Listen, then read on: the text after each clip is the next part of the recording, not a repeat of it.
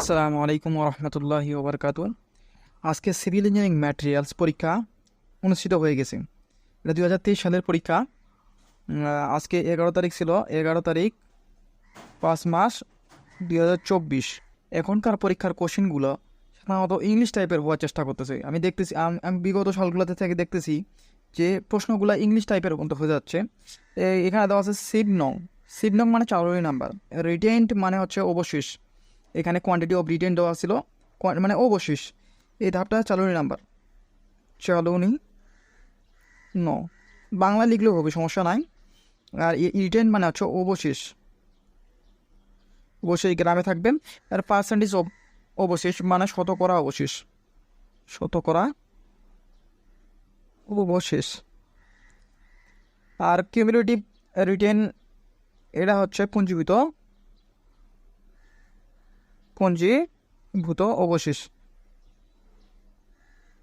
পুঞ্জীভূত অবশেষ। শেষে হচ্ছে এফএম, শেষে এফএম। এখন আমরা চালনী নাম্বার দুইটা ক্যাটাগরিতে আমরা মনে রাখতে পারি। একটা 4 নাম্বার, আমরা জানি 4 number, 8 number, 16 number, 30 number, 50 number এবং 100 নাম্বার। এগুলো না দিয়ে সরাসরি এরা হচ্ছে মিলিমিটারের মানটা দিতে পারে। পরীক্ষার কোশ্চেনে সাধারণত মিলিমিটারের মানটা দিতে পারে, মানে একটু কোশ্চেনটা যদি একটু হার্ড হয় তাহলে হচ্ছে মিলিমিটারের মানটা দিতে পারে।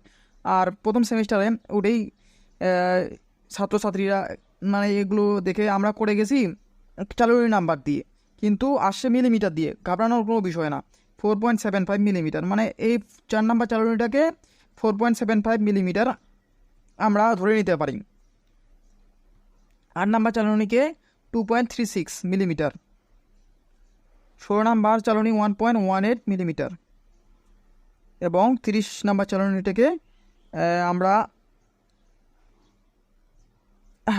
600 মাইক্রন, 600 মাইক্রো মিলিমিটার এবং 50 নাম্বার চালনীকে আমরা 300 মাইক্রো মিলিমিটার এবং 100 নাম্বার চালনীকে আমরা 150 মাইক্রো মিলিমিটার দ্বারা ডিনোট করতে পারি। এটাও দিয়ে করতে পারি, এটা দিয়েও করতে পারি, সমস্যা নেই। এখন পরীক্ষার হলে ওরা এটা দিয়ে দিছে, পরীক্ষার হলে যারা কোশ্চেন করছে এটা দিয়ে দিছে। এখন ঘাবড়ানোর কোনো বিষয় নাই। আর 600 মাইক্রো মিলিমিটার সমান সমান 0.6 মিলিমিটার ধরানো হয়, 0.6 মিলিমিটার। আর 300 মাইক্রো মিলিমিটার মানে 0.3 মিলিমিটার। আর 150 মাইক্রো মিলিমিটারকে আমরা 0.15 মিলিমিটার দ্বারা, মানে এটা পরীক্ষায় দিয়ে দিছি। এতটুকু আমরা বুঝতে পেরেছি, এগুলা পরীক্ষায় দেওয়া আছে। রিটেন 6 গ্রাম দেওয়া আছে, সবগুলোই দেওয়া আছে। এখন পার্সেন্টেজ অফ রিটেন, এখানে অতিরিক্ত একটা পেন, এখানে একটা পেন নামে এড করা ছিল, পেন, এখানে একটা পেন এড করা ছিল, দেওয়া ছিল 2 গ্রাম। এই পেনটা কিন্তু আমরা নিব না। কেন নিব না? আমরা জানি যে চালনীর অঙ্ক করার সময় যদি আমাদের গ্রাম দেওয়া থাকে, আমাদের এত 500 গ্রাম দেওয়াই ছিল, 500 গ্রাম আমাদের নমুনাটা দেওয়াই ছিল, ওটা যদি দেওয়া থাকে তাহলে আমরা পেন কোনো যোগ করার দরকারই নেই। আর 500 গ্রাম যদি না দেওয়া থাকে, মানে টোটাল ওয়েটটা যদি না দেওয়া থাকে, তাহলে আমাদের পেনেরটাও সহ যোগ করা লাগবে। এটা অনেক আলোচনার বিষয়। তো আজকে আমরা এই কোশ্চিনটা তাড়াতাড়ি সলভ করে নিই। তো 6 নাম্বার চালনী, এখন এখানে পার্সেন্টেজ রিটেন কীভাবে বের করব? আচ্ছা, 500 গ্রামের মধ্যে কত গ্রাম অবশেষ থাকলে থাকছে? 606 গ্রাম। 500 গ্রামের মধ্যে 6 গ্রাম, তাহলে 1 গ্রামের মধ্যে থাকবে 6/500 গ্রাম।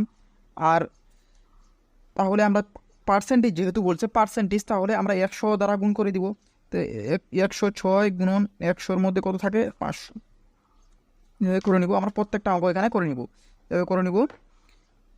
6 গুণন 100/500, তাহলে আসে 1.2, তাহলে আসে 1.2। আর এটা 35 গুণন 100,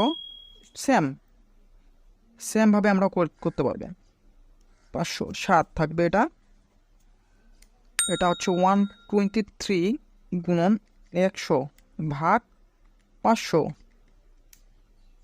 তাহলে আমাদের আসে 24.6। তারপর আছে 242 গুণন 100/500, তাহলে আসে 48.4। তারপর 84 গুণন 100/500, তাহলে 16.8। আশা করি আমরা বুঝতে পারতেছি।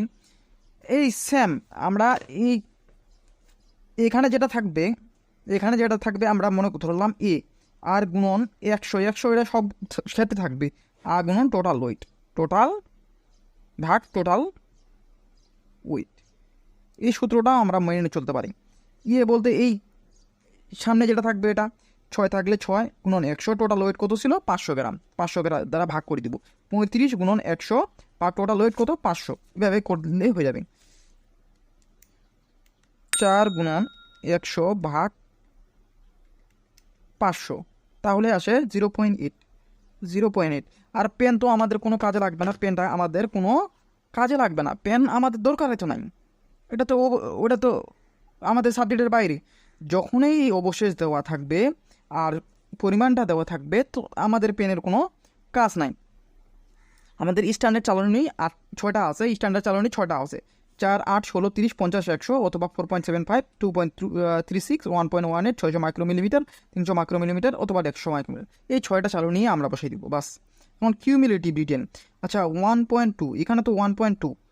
কিউমুলেটিভ রিটেন আমরা কী করি, এভাবে করি। তারপর এই পাশে এসে এটা যোগ হয়ে যাবে এভাবে। 1.2 + 7, 1.2 + 7, 1.2 + 7, তাহলে হয় 8.2। 8.2 এর সাথে এইভাবে যোগ করে দিব, আর এইভাবে যোগ করে এভাবে করে দিব। 8.2 + 24.6, তাহলে হয় 32.8। 32.8 + 48.4, তাহলে হয় 81.2 প্লাস 16.8, তাহলে হয় 98 প্লাস 0.8, তাহলে হয় 98.8। এখন আমরা সবগুলাই যোগ করে দেবো, এই সবগুলাই আমরা যোগ করে দেবো। এভাবে করছিলাম আমরা, এভাবে করে দিয়েছিলাম। তাহলে 1.2 + 8.2 প্লাস 32.8 প্লাস 81.2 প্লাস 98 প্লাস 98.8, তাহলে হয় 320। 320.2। এখন আমরা FM যদি বের করতে চাই তাহলে 100 দ্বারা ভাগ করলেই হবে। তাহলে FM 320.2 ভাগ 100, তাহলে 3.202। তাহলে আমাদের FM আসে 3.202। এটাই আমাদের অ্যান্সার। আশা করি ভিডিওটা ভালো লাগছে। আর প্রশ্নটা অনেক ইজি ছিল। এখন যারা প্রথম সেমিস্টারে ছিল বুঝতে পারে না অনেকেই, সমস্যা নেই। আমরা পরবর্তীতে যেন আরও এই অঙ্কগুলোতে ভুল না হয়, চাকরির ক্ষেত্রে বা ডুয়েট এডমিশনের ক্ষেত্রে এগুলো যেন ভুল না হয়। আচ্ছা, ওকে, ঠিক আছে।